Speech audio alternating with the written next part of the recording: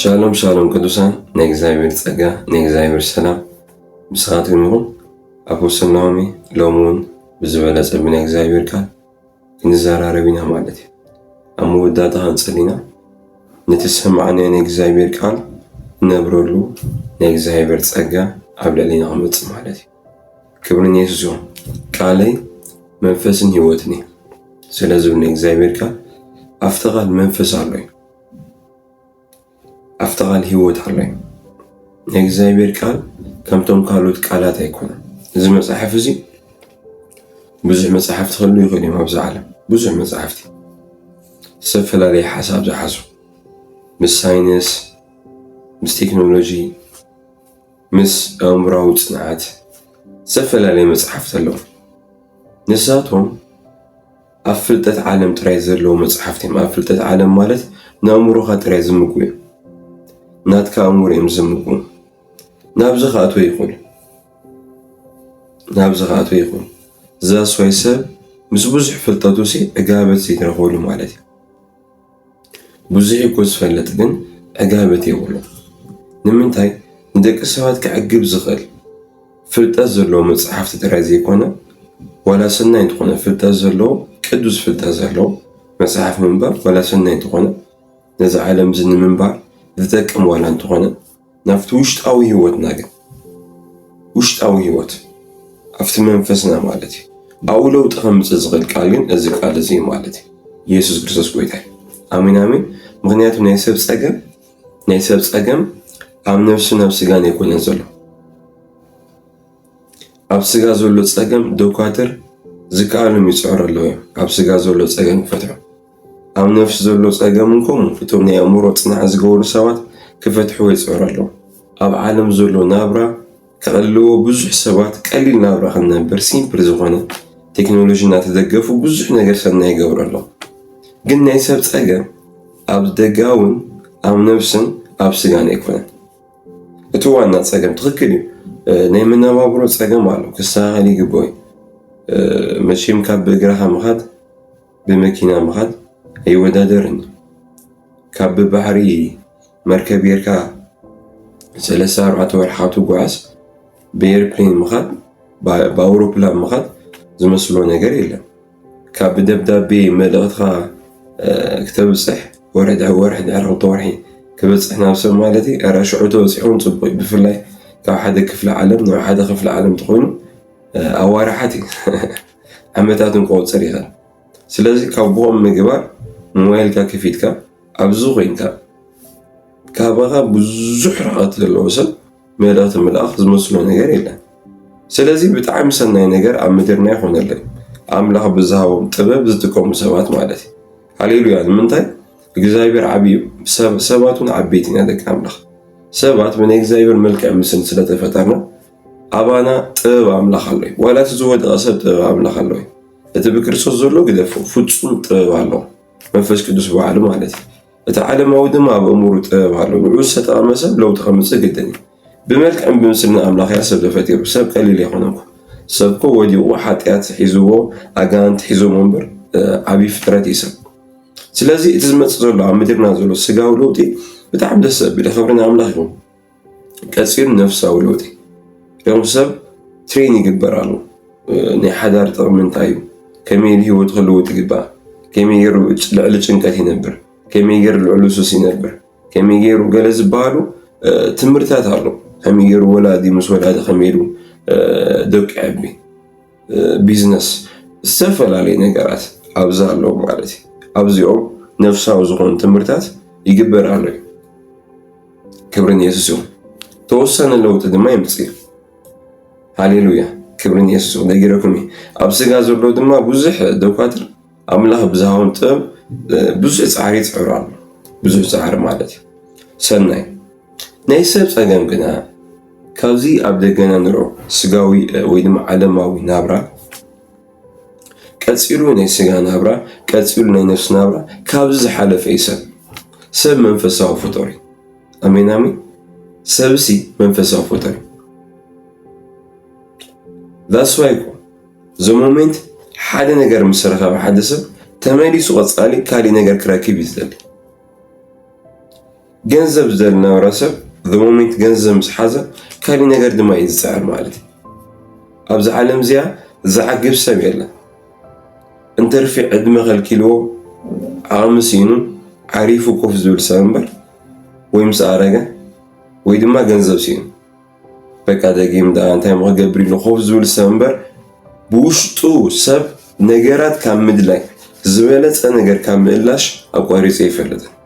ንምንታይ ማንም ሰብ ዝበሃል ፍጡር ኣብ እምሩ ይኹን ኣብ ስጉ ይኹን ኣብ ዓለም ይኹን እግዚኣብሔር ዝገልፁ ነገራት ኣለዉ እዮም። ዓለም ንዓላ ስለ እግዚኣብሔር ትዛረብ፣ ፀሓይ ስለ እግዚኣብሔር እኮ ትዛረብ፣ ንዘስተውዕለላ እግዚኣብሔር ትዛረብ ፀሓይ። እንተሰውዒልኩም ደቂ ኣምላኽ ኣብዚ ዓለም ዘሎ ፍጥረታት ርአዩ። ንኣብነት ደቂ ሰባት ዝፈጠሮ መብራህቲ ርአዩ።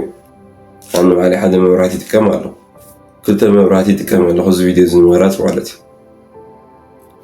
እዚ ሞሜንት እግዚኣብሔር ዝፈጠራ ፀሓይ ብርሃና ምሃብ ተቋሪፃ ኣብ ዓለምና ዘሎ ኩሉ ብርሃን በሪዩ ከም ፀሓይ ክመፅእ ከም ዘይኽእል ትፈልጡ። ኣሜን ኣሜን። ፀሓይ ብርሃና ተተቋረፅ፣ ፀሓይ ብርሃና ምሃብ ደው ተተብል ኣብዚ ገዛ ዘሎ ብርሃን ኣብ ዓለም ኩሉ ዘሎ ብርቱዓት ብርሃናት ዝበሃሉ ሓያል ናይ ብርሃን ዓቕሚ ዘለዎም ላይታት መብራህትታት በሪሆም ክንዲ ፀሓይ ክመፅእ ይኽእሉ። ይደፉ ክንዲ ፀሓይ 0.01 ኣብዚ ዓለም እዚ ከም ፀሓይ ብርሃን ክውና ይኽእሉ። ሸደደደገደለ ክብርን የሱስ ሆነ አይገርም። ስለዚ ፀሓይ ንዘስተውዕለላ ሰብ እዚ ብርሃን እዚ ስቑኢሉ ይመፅእ ካብ ሰማይ ወደ ቅንድኒ ብርሃን ትቀመሉ ዘለዎ ሰብ ይፅዕር ኣሎ። ኣብ ዓለምና ዘሎ ብሉፃት መብራህትታት ዝበሃሉ ብርሃን ዝህቡ ኤሌክትሮኒክ ኣቕሓታት እሳቶም ሰባት እዮም ፈጢሮም። ስለዚ እዚ ኩሉ መብራህቲ ሰብ ካብ ፈጠሮ እዛ ፀሓይ እዚኣ መን ፈጢሮ? ኢኹም ሰብ ትዕቢተኛ ስለዝኾነ ኣእምሮ ሰይጣን ስለሰርቆ እምበር ፀሓይ ፈጣሪ ከም ዘለዋ ዝተዛረበ እያ። ይገርም። እግዚኣብሔር ከመይ ገይሩ ፀሓይ ፈጢሮ? ዋ ዓብዪ ኣምላኽ፣ ዓብዪ ኣምላኽ። ቀፂሉ ከዋኽብቲ ርኢኻ እውን ይርደቀ። ሓደ ከዋኽብቲ ብጣዕሚ ዓበይቲ እዮም። ኣብ ርሑቕ ስለተቐመጡ ኣብ ኣድማስ እምበር እጅግ ዓበይቲ እዮም፣ ብጣዕሚ ዓበይቲ እዮም። ይዛረቡ እዮም ንሳቶም። ናይቲ ከዋኽብ ቅርፂ ርኢኹም ኣለኹ። መቼም የትኛውም ህንፃ ኣብ ኢትዮጵያ ዘሎ፣ ኣብ ኣፍሪካ ዘሎ፣ ኣብ ዱባይ፣ ኣብ ፓሪስ፣ ኣብ ኣሜሪካ ዘለው ኩሎም ህንፃታት ዲዛይን ዝገበሮም ሰብ ኣሎ፣ ዝሰርሖም ሰብ ድማ ኣሎ ማለት እዩ። ዲዛይን ዝገበሮም ኣሎ፣ ዝሰርሖም ሰብ ድማ ኣሎ። ክብርን የሱስ ይኹን። ስለዚ ልክዕ ድማ ከዋኽብቲ እውን ምስ ኩሉ ዕቤቶም ሳምዋን ዲዛይን ገይሮም ንከዋኽብቲ ዝሰርሕ ኣካል ከም ዘሎ ፍሉጥ። ሕዚ እኮ ብግልፂ ከምዚ ዓይኑ ብጨው ሓፂቡ ዝበሃል ኣባህላ ሓቂ የሎ ማለት እናርኣኻስ እናፈለጥከሲ ኣይረኣኾን ይፈልጦን መዋልኩ እዩ። እናተረድእካ ኣይተረዳእኾን መዋል፣ እናሰማቐርከዮ ንናይሰማቐርኮን መዋል ማለት እዩ። ኣብዚ ዓለም ዘሎ ሓደ ሰብ ሕዚ ተላዒሉ ፎቅ ፅቡቕ ፎቅ ዲዛይን ዘለዎ ህንፃ ተሰሪሑ ሽዑ ሪፖርተራት ናይ ዜና ሪፖርተራት ኣኪቡ እዚ ትሪእዎ ዘለኹም ህንፃ ሰብ ይሰርሐሉ እንታይ ዳ ድንገት ተፈጢሩ ኢሉ ዜና ተሰርሕ ኣብ ሚድያ ሰብ መሰሓቑ ሓደ ሰብ ዝኾነት መኪና ኣምፂኡ ደስ ዝብል ሓዳሽ ሞዴል መኪና ኣምፂኡ እዛ ትሪእዋ ዘለኹም መኪና ናይዚ ሓድሽ ዓመት ሞዴል መኪና እያ ዝሰርሐ ማንም ኣካል የለን። ድንገት እያ መፅያ ኩሉ ሰብ መሰሓቑ ማንም ሰብ የማእመኖ።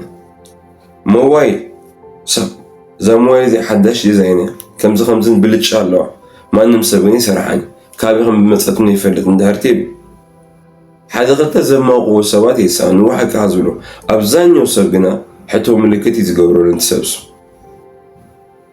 ብኣንፃሩ ድማ እዚ ዓባይ ፀሓይ ወርሒ ከዋኽብቲ ብድንገት መፅኡ ክንብልሲ ኢየሱስ ጎይታ ይኹም ክነስምዐሉ ይግባአና። there is a creator ፈጣሪ አለይ ፈጣሪ አለይ ፈጣሪ አለይ ፀሓይ ዝፈጠረ ኣካል ኣሎ፣ ወርሒ ዝፈጠረ ኣካል ኣሎ፣ ከዋኽብቲ ዝፈጠረ ኣካል ኣሎ። ኣብዚ ዓለም ሶፍት ድሪንክ ለስላሳ ዝተፈላለዩ መስተ ዝኾኑ ዝስተዩ ኢነርጂ ዝህቡ ዝበሃሉ ወይ ድማ እዞም ኣልኮል ከም ማይ ክመፃ ይኽእል። ማይ ንወዲ ሰብ ዝህቦ ጥቕሚ ብማንም ካብ ተሰርሐ የትኛውም መስተ ማይ ይበልፅ። ማይ ዝፈጠረ ኣካል ኣሎ። ትሪእዎ ኣለኹም እዚ ኣካላትና ዓይነትና ሪኦ ዝኾነ ኣካል ኣሎ። ኣብ ዩቱብ ኣቲኹም ትሪእዎ ትኽእሉ ኢኹም። ስለ ዓይኒ ፅንዓት ዝገበረ ማለት እዩ። ስለ ዓይኒ ፅንዓት ምስ ገበረ ዓይኒ ምስ ኣፅንዐ ዲፕሊ ኣብ ዓይኒ ኣትዩ ዋ ኣምላኽ ኣሎ ኢሉ ዓይኒ ዝፈጠረስ ኣካል ኣሎ ኢሉ ሃሌሉያ። ኣብ ዓይኒ ንሕና ስዊእና ብያ ክልተ ፀላምን ፃዕዳ ንኻትለ ዘለኻ ቀሪብካ ተፅንዖ ኣለኻ። ከመይ ገይሩ እግዚኣብሔር ኣዋቒርዎ ኣምላኽ ዓብይ ከመይ ገይሩ እዚ ዓይንቲ እዚ ኣዋቒርዎ። ፀጉሪ ዓይንትና ሪኦ ናይ ስንፋስ ስርዓትና ሪኦ ኣብዚ ኣፍንጫ ምዃኑ ኣብዚ ኣፍና ምህላው ሪኢ በዚ ኣፍና ዝንዛረብ ንበለ በዚ እዛን ዝንሰምዕ እዚ ፀጉርና ሪኦ ውበት ኣሎ። ናብዚ ተኣቲኹም ግደፉ ዋላ ፀጉሪ ንባዕሉ ሓንቲ ፀጉሪ ቀንጢብካ ፅንዓት ዝግበረላ ብዙሕ ነገር እዩ ዘሎ። ነፍሲ ወከፍና ዓሻራና ዝተፈላለየ ናይ ህይወትና ዓሻራ ናብዚ ውሽጢ ተኣቲኹም ግደፍዎ። ናብዚ ተኣቲኻ ንበዓል ልቢ ናብ ውሽጣዊ ኣካላትካ ተኣትዩ ኣብዚ ዘሎ ሚስጥራት ይገርም። ኣብዚ ውሽጢ ዘሎ ዝተፈላለዩ ፍጥረታት ዋህታትና፣ ደምና፣ ጅማውትና፣ ኣፅምትና እግዚኣብሔር ኣምላኽ ኣፅማህም ጌር ከም ዝሰርሖ እንተሪኢኹሞ ዘርኢ ሳሙዋን ዝኾነ ኣካል ኣሎ። ነዚ ዲዛይን ዝገበረ ነዚ ዲዛይን ዝገበረ ኣካል ኣሎ። ነዚ ዲዛይን ዝገበረ ኣካል ኣሎ። እዚ ሲ ብድንገት ክመፅእ ኣይኽእልን። ኢምፖሲብል ከምቲ ኣብ ሳይንስ ሰብ ህበይ ነይሩ ሕዚ ዓብዪ ከም ዝበሃል ቁፅሪ ሓደ ንከምዚ ዓይነት ፍልጠት ትጥይቆ ተሓቶ ሕቶ ህበይ ነይሩ ሰብ ኮይኑ ዳር ተኮይኑ ሕዚ ዳእሞ ካሜራ ዝበሃል ካብ ዝጅመር ዶክሜንት ካብ ዝጅመር ስእሊ ካብ ዝጅመር ካሜራ ተወሰነ ማይት ዓመታት ገይሩሉ ሓቂ ቀፂሉ ዶክሜንት ስእልታት ፅሩይ ዝኾኑ ስእልታት ካብ ዝጅመሩ ብዙሕ ግዜ ገርና ኣለና። ካብቲ ሞሜንት ንሱ እስካብ ሕዚ ኣብ ደቂ ሰባት ለውጢ የለን። መረጃ ሂስትሪ ታሪክ ምፅናዕ ካብ ዝጅመር ብስነ ስርዓት ናይ ብዙሕ ኣሽሓት ዓመታት ታሪካት ኣሉ። ካብቲ ሞሜንት ንሱ እስካብ ሕዚ ናይ ሰባት ለውጢ ተረኣየ። ሰብ እውን ይልወጥ ከም ዘሎ ውጭስ ካብ ህበይ ናብ ሰብ ተለዊጡ ካብ ሰብ ድማ ንሳምቲንግ ክልወጥ ኣሎ። ምክንያቱ ነፍሲ ወከፍ ዕለት ናይ ለውጢ መዓልታት እዩ። ተኽእለ ንእሽቶ ኮይና ፀንሐት ትካል ንፀባሒታት ዓብያ እንድሕር ፀባሒታት ዓብያ ፍረ ተፍሪ ዛፍ ትኸውን ተኽእለ ትኸውን ኣፍተር ዛት ድማ ትመውት ለውጢ ኣሎ እዩ። ስለዚ ሰብ ተኮይኑ ዘይብዎ ዘሎ ርኢኹም ኣምላኽ የለን መዋለሲ ሕዚ ሓቂ ብርሃን ኣሎ። ነዚ ብርሃን ዝስ ፀልማት እዩ ዘሎ መዋሊ ንፃዕዳ ፀሊም መዋሊ ንፀሊም ፃዕዳ መዋሊ ኢየሱስ ጎይታይ። ስለዚ ከምዚኦም ናይ ሰባት ትዕቢት እዮም ዘርእኻ ዓሻ ሲሉ መፅሓፍ ቅዱስ ብልቡ ኣምላኽ የለን ይብል እዩ። ዓሻ እንታይ ኣምላኽ የለን ምርጩ እዩ ማለት እዩ። ሰብ ብምርጩ እግዚኣብሔር ኣምላኽ በዚ ቃል ጥራይ ኮነ ርእሱ ዝገለፅ ብተፈጥሮ ንባዕሉ ይገለፅ። ሃሌሉያ ብተፈጥሮ ይገለፅ። ካልኣይ ብረድኤቱ ይገለፅ ብፀጉ ናምበር ዋን እግዚኣብሔር ኣምላኽ ብተፈጥሮ እግዚኣብሔር ህያው ምዃኑ ይዛረብ። ቀፂሉ ብረድኤቱ መፅሓፍ ቅዱስ ኣብ ፃድቕን ኣብ ሓጢኣተኛታትን እንታይ ይገብር? ፀሓዩ የብርቕ ዝናብ ይዝንብ እዩ። ዝናብ ክዘንበና ከሎ ዝሓረስናዮ ምድሪ ፍረ ትህበና ኣላ። ሓዳር ክንገብር ከለና ክንወልድ ከለና ክንዘምድ ከለና ዝሰራሕናዮ ስራሕ ውጤት ክበና ከሎ እዚ ዓለም እዚኣ ወዲቓ እንድያ ኢየሱስ ጎይታ እዩ። ሳምታይምስ ተፈጥሮ ባህሪ ኣምላኹን የበላሽወልና እዩ። ንኣብነት ማዕበል ይመፅእ፣ ጋሻው ሕጂ ይመፅእ፣ ሰባት ይጥፍእ፣ ሰባት ይቐትል፣ መሬት ይንሸራተት፣ ነጎዳ ይወድቕ፣ ብርቱዕ ዝናብ ይዘንብ፣ ክሳብ ገዛ ዘፍርስ፣ ከቢድ ንፋስ ይመፅእ። እዚኦም ኣዳም ዝበሃል ኣካል እግዚኣብሔር ኣይኮነ ኣብዚ ክዛረቦ ዘሎ ነገር እግዚአብሔር በተፈጥሮ ደቂ ሰባት ዕቀፅዕን መፅዓውን ይጀምራል።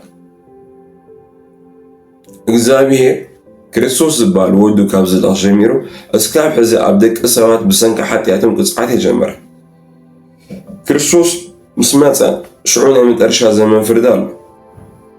እምበር ሕዚ ከምዚ ሕዚ ዘሎ ንፋስ ምስታት ውሕጅ ምምፃእ ገለ ምምፃእሲ እግዚአብሔር ኣይኮነን ዝገብሮ ዘሎ። ብዝሓለፈ ዝኾኑ ሰባት ናይ ክርስቶስ ነገራት ኣብ ዝኾነ ሃገር ናይ ክርስቶስ ነገር ቀልዲ ገይሮም እቲ ናይ መስቀሉ ስራሕ ቀልዲ ገይሮሞ ማለት እዩ። ድሓር ኣይቲ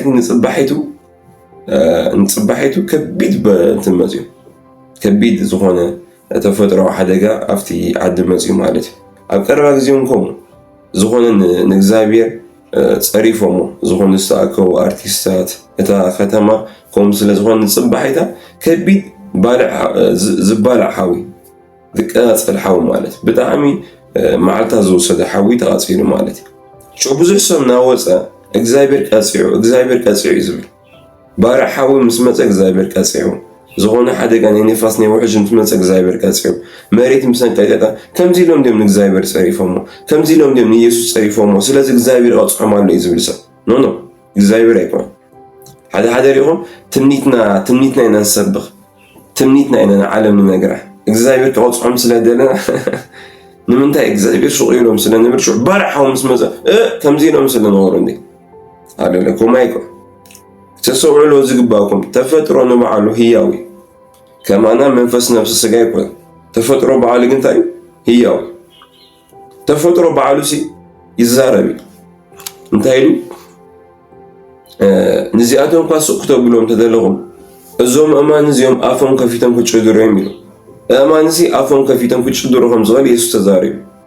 ኣብዚ ዓለም ዚ ፅንዓት ድማ ተገይረሉ ሕዚ ነፍሲ ወከፍ ነገር ድምፂ ኣሎ እምኒ ዝኾነ ድምፂ መሳርሒ ተእቲኻሉ ድምፂ ሰማል ኢኻ ተኽሊ ዝኾነ ድምፂ መሳርሒ ኣሎ ሰንሰቲቭ እዛና ንዕኡ ተሰርሐኒ ግን ብጣዕሚ ፅቡቕ ዲቫይስ ወይ ድማ መሳርሒ ሰሪሖም ኣለዉ ኣብ ተኽሊ ኣትሞ ድምፂ የምፅእ ማለት እዩ።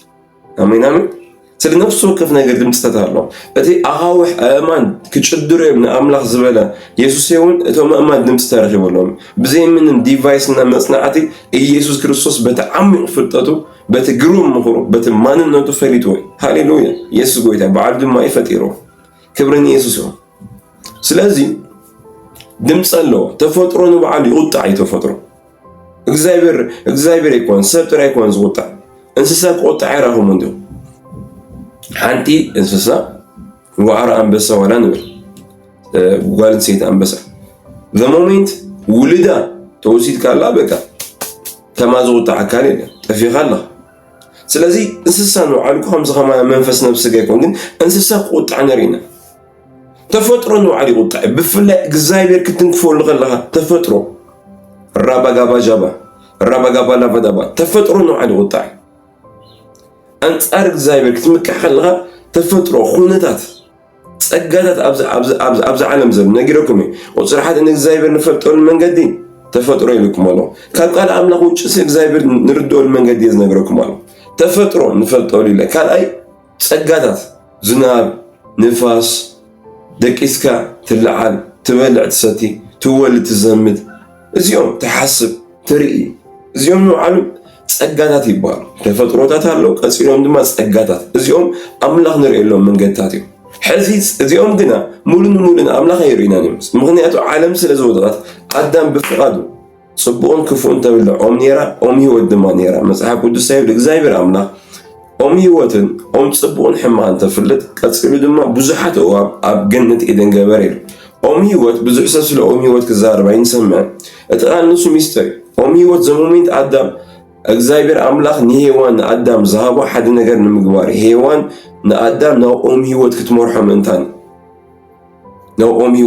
ምእንታኒ ንምንታይ እግዚአብሔር ኣምላኽ ኦም ሂወት ገይሩ ኦም ፅቡቕን ሕማቕን ተፍልጥ ገይሩ ኣዋም ኣሎ ኣዳም ግና ስቑኢሉ ምስ እንስሳ ሽመውፅኡ ኣምላኽ ኣምፂኢሉ ሽመውፅኡ ብቀፂሉ ኢንጆይ ዝገብር ዘሎ ሂወት ስለ ኦም ሂወት ኣይሓስብ ስለ ኦም ፅቡቕን ኣኽፋ ኣይሓስብ ሰብ ደጋፊት ከምፀሎ ኣለኒ ኢሉ እግዚአብሔር ኣምላኽ ደጋፊት ሔዋን ምፅኢሉ ሽዑ ሔዋን መፅአ ሔዋን ዘምፅኣ እግዚኣብሔር ክትድግፎ እዩ ምክንያቱ ኣዳም ፍጥረት ኣይተፈፀመን ዘሎ ብዙሕ ሰብ ኣዳም ንሔዋን ምስ ተፈጠሩ ፍጥረት ተፈፀመ እዩ ዝመስሉ ኖ ፍጥረት ኣይተፈፀመን ኣዳም ዘይተፈፀመ ፍጥረት እዩ ኣዳም ኣይተፈፀመን ምክንያቱ ኣዳም ክፍፀም ትኾይኑ ናብ ዝምልኣት ክብረ ክኣቱ እንድሕር ትኾይኑ ውሳኔ ክውስን ኣሎ ኦም ሂወት ተበሊዑ ንዘለኣለም ንክርስቶስ መሪፅ ኣሎ ንዘለኣለም ንእግዚኣብሔር መሪፅ ኣሎ እዚ ኩሉ ንሪኦ ዘለና ውርደትን ጭንቀትን ኣይመሓለፍና ዛስዋይ እቲ ዓብዪ ኣበሳ ኣዳም እዩ ሮሚ ብኣዳም ትሕተት ዓብዪ ኣበሳ ማዕረቲ ዓብዪ ኣበሳ ኣዳም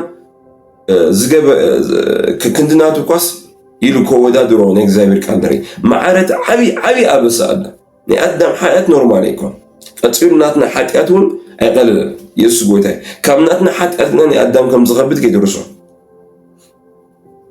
ምክንያቱ ሰብ ዝሙት ተገበረ ካብ ኣዳም ብዝወድቐ ማንነት ስለተወለደ እንተሰኸረ ካብ ኣዳም ብዝወድቐ ማንነት ስለተወለደ ኢየሱስ ክርስቶስ ጎይታ ኣሚን ኣሚን እንተሓስቦ ካብ ኣዳም ብዝወድቐ ማንነት ስለተወለደ ዋላ ሕዚ ዘሎ ሓጢኣት ንባዕሉ ንዓና ሓጢኣተኛት ምዃንና ይገልፀና እንትኾነ ጀማሪ ግን ኣዳም ስለዚ ኣዳም ኦም ሂወት ተዝበልዕ ነይሩ ኖርማል ኣይምኳን ኦም ሂወት ተዝበልዕ ዒንቱ ንክርስቶስ መተኸፈተ ኣሚን ኣሚን ኣሚን ብፍፁም ምልኣት መተኸፈተ ሰባት ምንም ዓይነት መከራ ከይረኣና ኣብ ናይ ዘለኣለም ክብሪ መነበርና ኣዳም ዝወሰኖ ውሳኔ ብስጋ ኣቦና ስለ ዝኾነ ንሱ ዝወሰኖ ውሳኔ ንዓና ንዘለኣለም ኣብ ዕረፍቲ መንበረና ነይሩ ኣዳም ግና ሔዋን ክትድግፎ ዝተዋሃበቶ ውህበት ካብ ናብኦም ሂወት ናብኦም ፅቡቕን ሕማቕን ተፍልጥ መሪሓቶ ሰይጣኑ ብዓብዪ ሓይሊ ተሳቲፉ እታ ሕማቕን ፅቡቕን ተፍልጦ ዝኾነት ፍረ ገይሩ ሰብ ዝሓስባ ኖ ፍረ ይክወፅእ ተኽሊ ኣብ ፍረ ዘለዋ እዩ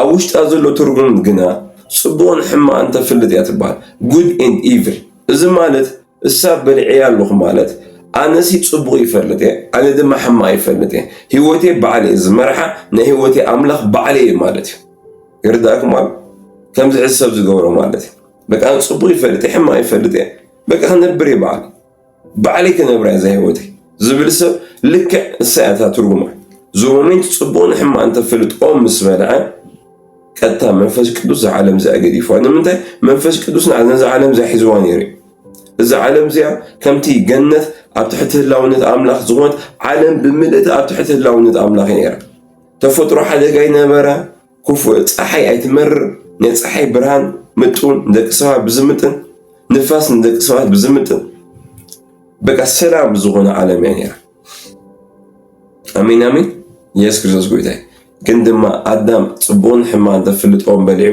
ንኣምላኽ ታይልዎ ብተግባሩ ኣነ ኢልዎ ባዕለይ ኣምላኽ ናይ ሂወቴ ፅቡቕን ሕማቕን ይፈልጥ እየ መንፈስ ቅዱስ ቀጥታ ዓለም ገዲፎ ቀፂሉ ንኣዳም ንሔዋን መንፈስ ቅዱስ ገዲፎ እዛ ሰይ ኩላቶም ሓጢኦም ክብሪ ኣምላኽ ጎዲሎም ዝብል ክብሪ ኣምላኽ መንፈስ ቅዱስ ገዲፎ ንኣዳም ንሔዋን ገዲፎ ሶ ኣዳም ናይ ሔዋን ተሪፎም ተረኣያሲ ክተሓፋፈሩ ጀመሩ ቅድሚኡ ናርኣያ ምንም ዘይመስሉ ዝነበረ ኣብ ናይ እግዚኣብሔር ክብሪ ኣብ ሂወት እዩ ነይሩ እሙር ኡፉ ክሓስብ እያ ምስ ረኣያ ግን እንታይ ገብሩ ጀመሩ ከተሓፋፈሩ ጀመሩ ቆፅሊ ገበሩ ክፈርሑ ጀመሩ ክጠራጠሩ ጀመሩ ኢሉ እቲ ውድቀት ሽዑ ዝጀመረ እስኪ ሓደ ሰብ ኣብ ውድቀት ኣሎ ኢየሱስ ምስ መፀ ግና መዝገብ ናይ ደቂ ሰባት ቀፀዩ ብኡ ዝኣመና ካብ ሎሚ ጀሚሩ ናይ ዘለኣለም ሂወት ኣለና ብኡ ዝኣምኑ ግና ድሮ ተፈሪዶም ኣሎ ማለት እዩ ስለዚ ክብሪ ንየሱስ እዩ እዚ እቲ ሚስጥር ኣሚን ኣሚን ኦም ሂወት ተዝበልዓ ነይሩ ኣዳም ግና ራካታ ላቫንያ ግን ድማ ሕዚ ኦም ሂወት መፂልና ኣሚን ኣሚን ኣብ መስቀል ኢየሱስ ክርስቶስ ንምንታይ ዲ ኣብ ኦም ተሰቒሉ ኢየሱስ ንምንታይ ኣብ ኦም ተሰቒሉ ኣብ ኦም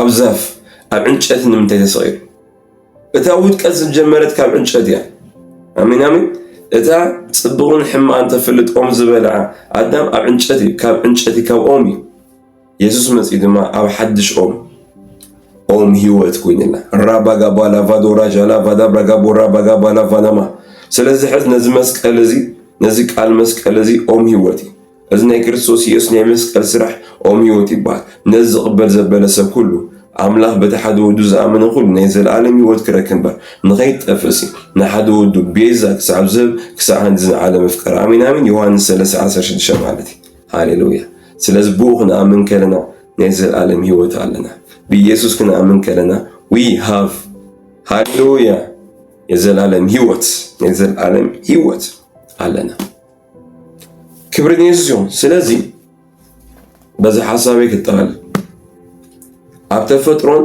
ኣብ ጸጋታትን ዝጎደለ ነገር ዝረዘለና እግዚአብሔር ይኮን ሓደ ሰብ ክልተ ኢድ ሒዙ ይውለድ ሓደ ሰብ ድማ ብሓንቲ ኢድ ይውለድ ሓደ ሰብ ክልተ ዓይኒ ሒዙ ይውለድ ሓደ ሰብ ድማ ሓንቲ ዓይኒ ሒዙ ይውለድ ማለት ሓደ ሰብ ብምስማዕ ይውለድ ሓደ ሰብ ድማ ዘይሰምዕ ኮይኑ ይውለድ ማለት እዚ እግዚአብሔር ኣይኮን እግዚአብሔር ሓንሳን ተፈጥሮ ምዕራፍ ሓደን ብሆነ ዘፍጥረት ንኩሉ ተፈጥሮ ተፈጠረ እንሆ ሁሉ ጽቡቅ ኮነ ኩሉ ሰናይ ኮነ ይዝብል እግዚአብሔር ሰናይ ምሕረቱ ድማ ዘላለም ይነብር እዩ ሙሉእ በት ፍጹም በት ካብ ላዕሊ ካብቲ ምምላስ ጽላሎ ዘይብሉ አቦ ብርሃናት እዩ እግዚአብሔር ብርሃን እዩ አው ድማ ዋላ ሓደ ጽልማት ከምዚ የለ ካብኡ ሰማዕና ንዓኻትኩም ነገርኩም ብርሃን ግብረ ሐዋርያት 10:38 ኢየሱስ በዓል ናዝሬት ሃሌሉያ አምላክ በመንፈስ ቅዱስን በኃይልን ዝቀብኦ ነቶም ሰይጣን ተኣሰሩ ድማ ዝሐወ እናዘረት ጽቡቅ ዝገበረ ሰይጣን ዝኣሰሮም ኢየሱስ ኣይገብር ይሐወ ሰይጣን ይቀትል ኢየሱስ ህይወት ይብ ዮሐንስ 10:10 እቲ ይሰራይ ከሐርድ ከቀትል ከጥፍ ሪኦም ዝተሐረደ ነገር ተሪኦም ሰይጣን አምላክ ይኮን ዝተቀተለ ነገር ተሪኦም ሰይጣን አምላክ ይኮን ዝጠፍ ነገር ተሪኦም ሰይጣን በር አምላክ ይኮን አነ ግና ህይወት ምስር ፍቆኩም መጽኸሉ ፈውስ ተሪኦም እመን አምላክ ሰናይነት ተሪኦም አምላክ ጥዑም ነገር ተሪኩም ኢየሱስ ክርስቶስ ጥራይ ሃሌሉያ ስለዚህ አምላክ ይኮን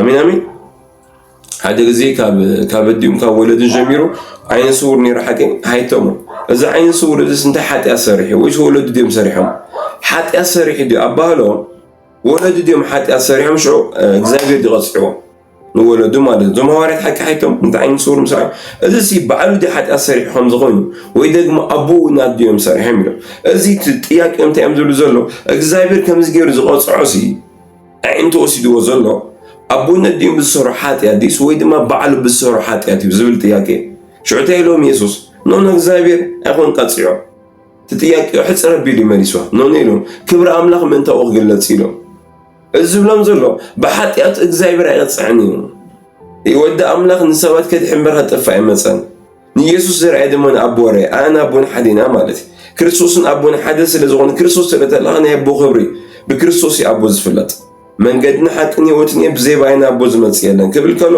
እቲ መንገድ እቲ ሐቅት ህይወት ናይ አቦ ክርስቶስ ኢየሱስ ሮማይ ምዕራፍ 1 ናይ ክብሩ ነጸብራ ኢሉ ክብሩ ዘንጸባራ መልክዕ አምላክ ዝኾነ ኢየሱስ ብኢየሱስ አቦ ዝፍለጥ ብዘይ ወዱ አቦ ይፍለጥ ዛሱ ወዱ ዘሎ አቦ ወሎ ወዱ ተዘሃሊክ አቦ ይልካ ንምንታይ በወዱ አቦ ዝፍለጥ አሜን አሜን አሜን ክብርን ኢየሱስ ዛሱ ካላይ ቆሮንቶስ 13 ቁጥር 14 ጀምር ከሎ ማቴዎስ 28:19 ማቴዎስ 28:19 እና ካላይ ቆሮንቶስ 13:14 ስለ አቦ ስለ ወድ ስለ መንፈስ ቅዱስ ዘዛረበ ቃላትን ሐቂ ስለዚህ ማቴዎስ 28:19 በስም አቦ በስም ወድ በስም መንፈስ ቅዱስ አጥምቂሎ አሜን አሜን ንምንታይ ኢየሱስ ምሰም ስለዘሎ በስም አቦ ይሉ አቦ ይሉ ጀሚሩ ቀጽሉ በስም ወድ በኢየሱስ ማለት ቀጽሉ በስም መንፈስ ቅዱስ ይሉ ስለዚህ አይን ጥምቀት አለው እዚሁም መንፈስ ቅዱስ ከረዳኒ ሓደ ማዕት ምረኩም ቀጽሉ አካላይ ቆሮንቶስ 13:14 ግና ጸጋ ጎይታ ኢየሱስ ይሉ ጀሚሩ አቦ ይሉ ጀመረ ጸጋ ምን ኢየሱስ ቀጽሉ ፍቅር አምላክ ቀጽሉ ሕብረት መንፈስ ቅዱስ ይሉ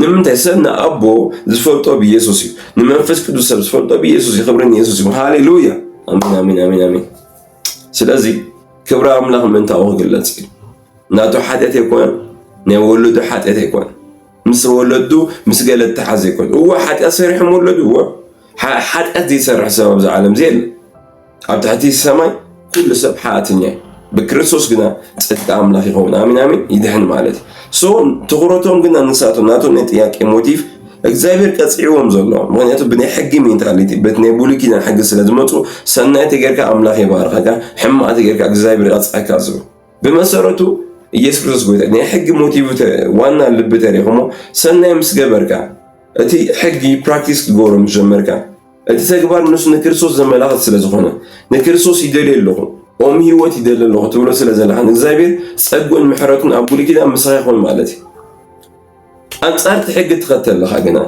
እቲ ሕጊ ተጻሒፍልካ ብ10 ትእዛዝ ኣብ ጽላት እምነሎ ብ610 ገለን ድማ ዝቐመጠልካ ተግባራት ኣሎ ምስ ቤተ መቅደስ ምስ ህይወትካ ምስ ብዙሕ ተሓስ ንክርስቶስ ዝገልጽ ማለት እዩ ቀጽሉ ድማ ናይ ሙሴ ሕጊ ዘይብሎም ኣሕዛብ ድማ ኣብ ልቦም ሕጊ ሕሊና ኣሎ اتنجر نص سب كل ما متكلو ذا سوي كو قرنيلوس زبال سواي تصعد سواي خمس نبره مصحف قدس يزاربن اسرائيلاوي نبره بحلين وز ملالس سلاز نبره مالتي ذا سوي اورومي حق زين اوروم سوات بمنتين كفرود مسواله اتي افتح حق تصحفه بحلين ام تدرهم سيغوروي حدا سوكو املا زي فل زوم تصل سوال املا زي فل مسرع تصل سوال حلين وسي املا نسبات يا حلينا هيوي حلين وزلا ما متسب بحلينا زنبر سوال بتصبغ حلينا مالت قريد ما حليني قتل مالت صوت هاي له ورا بولس افتح حق تصحفه سب حلين وتدري خاب درجه كابغبرو سلاز اوريدي حق خمس غونس نبع الحقي او وشو نفسه كسر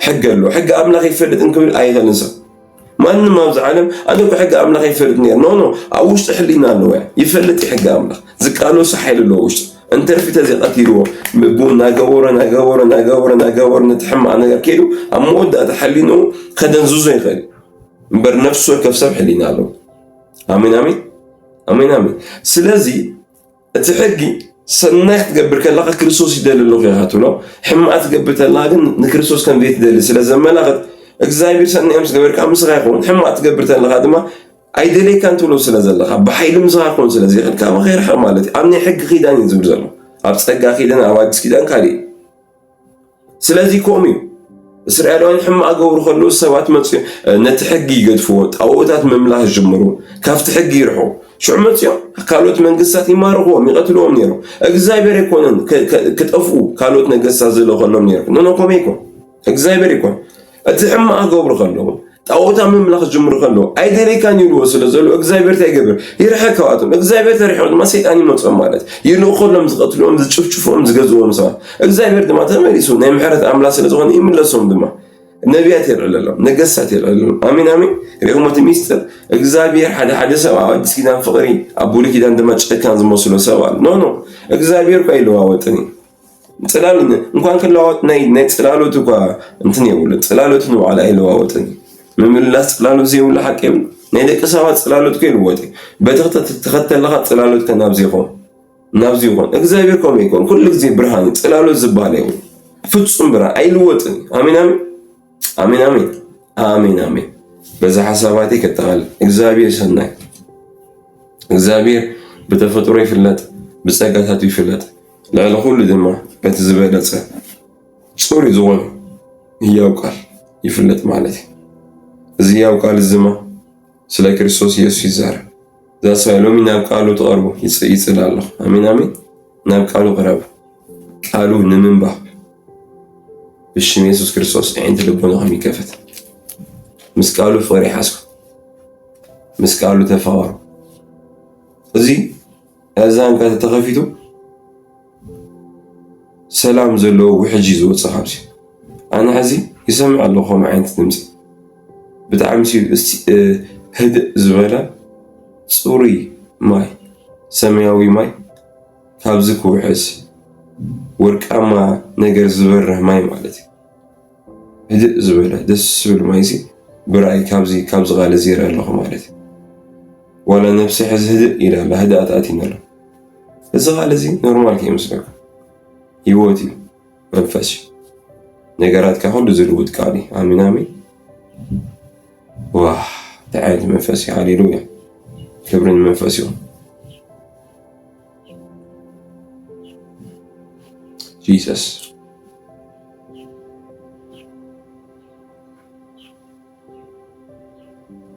مزغالزي حبرت تقوري تسليلكم الله خامي تسقارخو قالوا نمنبر نمسلسا قالوا نمصنع أب قالوا نمنبر كم قالوا نمحساب لو مس قالوا نمفغار نقوت العيلكم قالوا كتنبو هاليلويا مشت قالوا كتنبو أب قالوا كتوحدوا بقالوا كتتحاسوا قالوا هيوتنا منفس قولكم قالوا مسوس كواقالكم قالوا مس حمان كواقالكم قالوا مس دغنت كواقالكم كاب كنت سيفو زبلع سلا زغنا مالتي كاب كنت سيفي قص زلو زبلع زخبره نيغزابير قالي قال املاخ مودوشا يفرس كم حوي املاخ زي تقولوا نغير يبلعلنا كم سيفي نسيتا كافتم يفيسهم عراشد شخفتم شوعته أتصور أملاخ زلو كاب 19 ناي قالوا سيف يحازو ناي منفس سيف يحازو يزبل سودما قال أملاخ يزبل صلعتنا نوقع له سيفي قال أملاخي يسوس كل زي مسيت ماتيوس معرفة رعته قالس كل ريقهم بغالي تغاليس أنت زلل إغزايبر أيتفتاتهم أنت زلنا دا بغيره سبك إغزايبر قال بزوت كله قال نمبر كعوف بزوت قال نمبر من جيرات راينا برني راح مزغول خبرة كبك أسجدلي نغزايبر تراي سجدت صحيفي راح ريقهم تزول سكال في دني مسنبر نسيت أم يقص عنيا شانتك على فانيا يسوس قويتها هاليلويا أب قالوا لو مختنا ورد الله قالوا نادمكم إذا بزمركم እንዳገኘ ሰው በቃልህ ልቤ ደስ አለው የሰላሜ ምንጭ አንተ ነህ መተኪያና እኩያ የለህ ብዙ ምርኮ እንዳገኘ ሰው በቃልህ ልቤ ደስ አለው የሰላሜ ምንጭ አንተ ነህ መተኪያና እኩያ የለህ ቃልህን እወደዋለሁ ቃልህን እወደዋለሁ ድምፅህን ኤላቫኒያማ ዞብራቫ ዴብራቮ ዣላቫናማስ ድምፅህን እወደዋለሁ ቃልካ ይፈትዎዬ ድምፅኻ የፍቅሮዬ ብዙሕ ምርኮ ከም ዝማረኸ ልበይ ብቓልካ ደስ ይብሎ ኣሎ ናይ ሰላመይ ምንጭ ንስኻ ሃሌሉያ ኤላቮንድያ ሬሜሜ ሾዶ ቦዶ ባላቫንያ ማዞራባ ኤረቤቤቤ አልቫንያሞ ሴርቬኒያሞ ራሚናኮቫ ኤልቬኒያሶ ኤርቤዲያቮኒሞስ አልቫንያ ማራማና ኤልቬኒኔ ኤያሶዶሺና ማሬሜኔሙ ኤክላቫና ዜሌኖስ አራባባባባ የቃሉ ብርሃን ወደ ህይወታችሁ ይምጣ። የቃሉ ብርሃን ናብ ህይወትኩም ይምጣ። አሜን አሜን። አንተ ልቦናኩም ይከፈት። ምስቃሉ ተፋወሩ ሎሚ ካብዛ ዓቢ በረኸት ያለ ምስቃሉ ከም ምፍቃር ሃላ አታሻዳዳ ዋ ቃሉ ከህይወት ይጠቃም። አሜን አሜን። ሎሚ ምስቃሉ ተፋወሩ ምስቃሉ ተመላለሱ። አታኸብ ልበይ ጽምልኩም ዘለ ካብዙ ሽቴ ማለት ምክንያት ናይ ቃል አምላክ ጥቕሚ ብንእሽተይ ፈልጦ ኣብ ህይወት ዝገበረለይ ስለዝፈልጦ ገና ድማ ዝፈልጦ ኮይኑ ናይ ስማዓኒ አሜን አሜን። ከም ብሓድሽ ምፁእ ክሓብር ናፍቆት ኣለኒ መንፈስ ኣምላኽ ንዓይን ዞም መልእኽቲ ዝሰምዑ ዘለዉ ሰባት ናይ ቃልካ በረኸት ሃበና ሃሌሉያ። ምስ ቃልካ ምሕባር ይኹን ብሽም ኢየሱስ አሜን አሜን አሜን። ጸጋ ጎይታ ኢየሱስ ክርስቶስ ፍቅሪ ኣምላኽ ጸጋ ጎይታ ኢየሱስ ክርስቶስ ፍቅሪ ኣምላኽ ሕብረት መንፈስ ቅዱስ ምስኻትኩም ይኹን አሜን አሜን። ነዚ ቻነል እዚ ሰብስክራይብ ግበሩ፣ ላይክ ግበሩ፣ ኣብ ኮሜንት ድማ ቃል ኣምላኽ የፍቁረ ኢልኩም ፀሓፉ። ቃል ኣምላኽ የፍቁረ ጻድቕ ከኣፉ ህይወት ይፍልፍል ስለ ዝብል እቲ ከኣፍኩም ወፂኡ ተፀሓፈ ቃል ብዙሕ ነገር ኣብ ህይወትኩም ዝሰርሕ እዩ። ስለዚ ቃል ኣምላኽ የፍቁረ ኢልኩም ፀሓፉ። ነዚ ኣገልግሎት እዚ ነዚ ራእይ እዚ ብገንዘብኩም ንምግልጋል መንፈስ መራሕኩም ሰባት ሕዚ መፅእ ኣካውንት ኣሎ። በዛ ኣካውንት እዚ ክተገልግሉ ትኽእሉ ኢኹም። ክብርን ስም ይኹን ምሳና ሓቢርኩም መፅኹም ንጎይታ ንምምላኽ መንፈስ ቅዱስ መራሕኩም ሰባት ብኣካል ኣብ ኣዲስ ኣበባ ማለት እዩ ዝመፅእ ኣድራሻ ኣለኩም። በቲ ኣድራሻ ምፁ። ኣብ ካሊእ ቦታ ዝኾንኩም በዚ ራእይ እዚ በዚ ፀጋ እዚ ክትግልገሉ ክትመሃሩ ደልዩ ሰባት ድማ ትመፅእ ናይ ቴሌብር ናምበር ኣላ ናይ ኢትዮጵያ ናምበር 72 ትውድእ ማለት እዩ። በታ ናምበር ንሳ ኣብ ኣካውንት ኣብ ታሕቲ ርከብያ ብኣ ድምፅን ፅሕፈትን ኣብ ዋትስኣፕ ኣቕምጡ ንረኽበኩም ኢና። ንጎይታን ኢየሱስ ሓቢርና ንፈልጦ ኢና ንዓበና ክንከድና ኣብ ዘመንና ክብሪ ኣምላኽ ግለፅ እዩ። ኩሉ ግዜ ድማ ብናይ ፌስቡክ ኣካውንት ናሆም ብርሃን ብዝብል ኣካውንት ምሸት ናይ ላይቭ ፕሮግራም ኣሎ ብኣና ብኢትዮጵያ ሰዓት 4 ብኤርትራ ድማ ሰዓት 10 ምሸት ማለት እዩ። ሶብ ብመፅኦም ፈለጉ ወሮት ቻነል ንዑ ሓቢርና ንጸሊ ናይ መጨረሻ ዘመን ብመንፈስ ንቃጸል ንኢየሱስ ንኸብር ክብሪ ኩሉ ንኢየሱስ ይኹን ኣሜን።